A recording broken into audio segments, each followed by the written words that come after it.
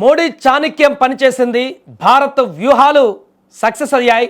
ప్రస్తుతం హర్ముజ్ జలసంధి వద్ద నెలకొన్నటువంటి తీవ్ర పరిస్థితి కారణంగా ప్రపంచ దేశాలు చెమురు కొరతతో ఇబ్బందులు ఎదుర్కొంటున్నటువంటి పరిస్థితిని చూస్తున్నాం. భారతదేశం పైన క్రమంగా ఆ ఇబ్బందులు కూడా పడేటువంటి అవకాశం ఉంది.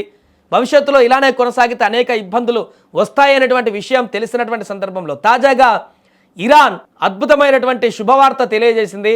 అక్కడ హర్ముజ్ జలసంధిలో భారత్కు సంబంధించినటువంటి నౌకలన్నిటిని కూడా ఇక నుంచి రిలీజ్ చేస్తాం, పంపించేస్తాం, క్లియరెన్స్ ఇస్తామంటూ ఇరాన్ విదేశాంగ శాఖ మంత్రి ప్రకటించడం ఇప్పుడు సంచలనంగా మారింది.